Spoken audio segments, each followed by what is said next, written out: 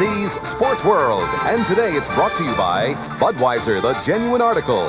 Beechwood Age for that clean, crisp taste. This Bud's for you. By the Goodyear Tire and Rubber Company. No matter how far you go, Goodyear takes you home. By Fran, Bendix, and Autolite, which are all quality products of Allied Automotive. And by Quaker State Motor Oil. When car-carrying people reach for the best, they reach for Quaker State Motor Oil.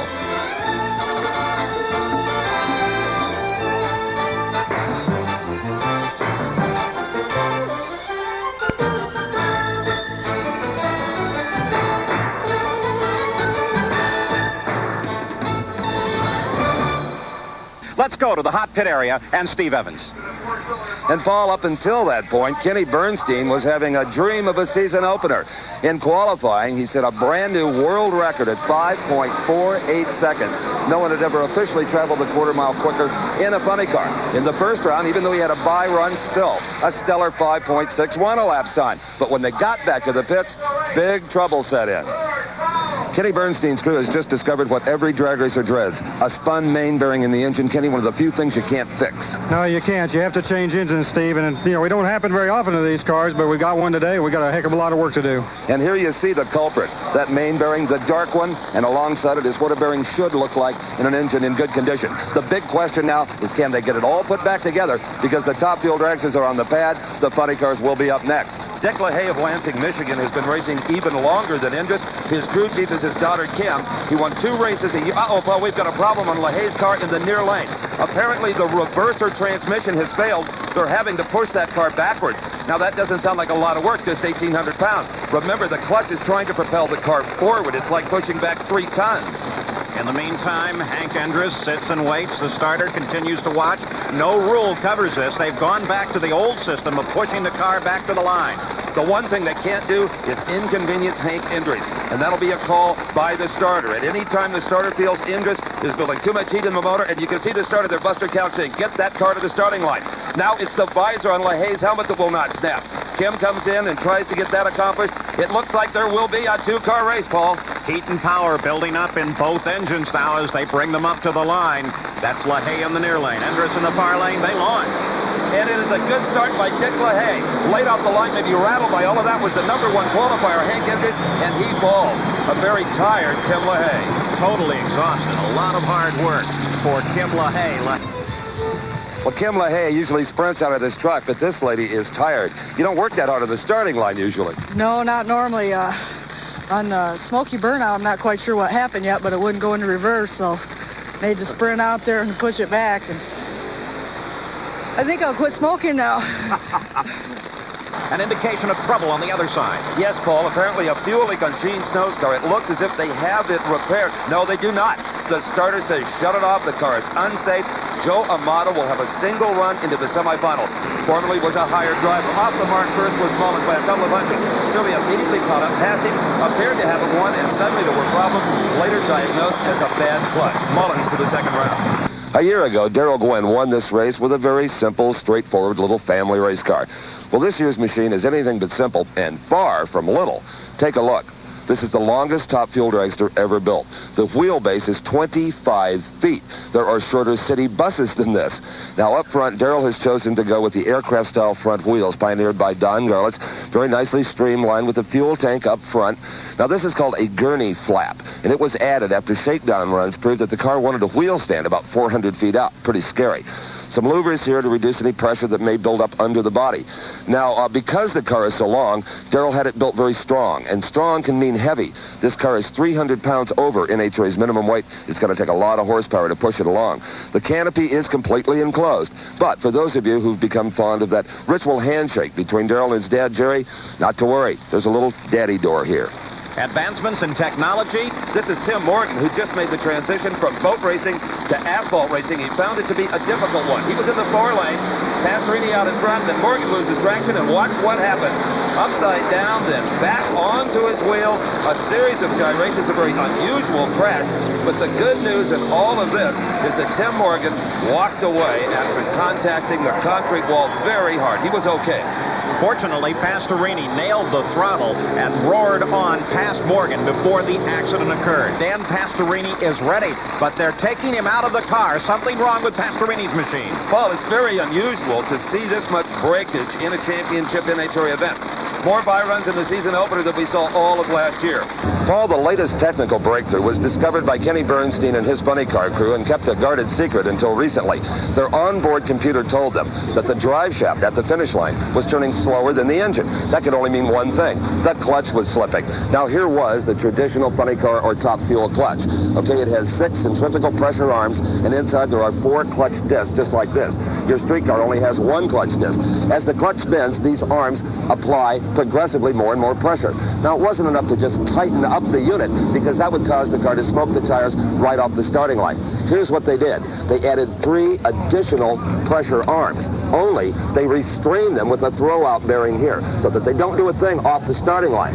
Now, when the driver gets about 200 feet out, he has this valve inside the car. The car is carrying an air pressure system. All he has to do 200 feet out is punch that.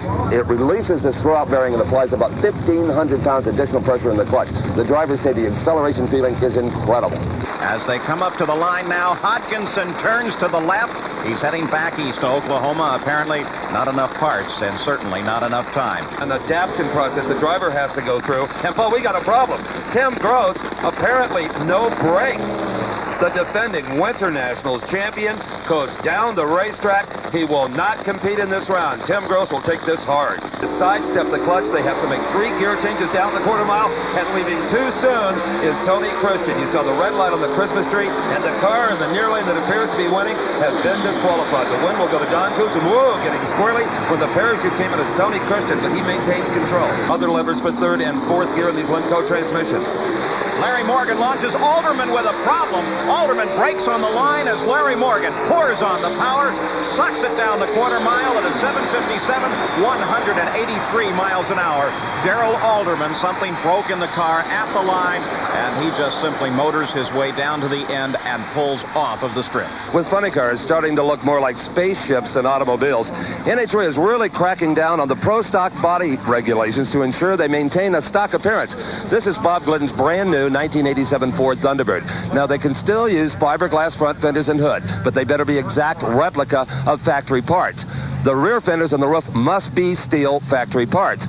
Now, 1 year ago, here at the Winternationals, Bob's Thunderbird then had very little rear bumper. NHRA now says we want a stock-appearing rear bumper. You can notch it just enough for the wheelie bars. Now, how serious are they really getting? Take a look at this.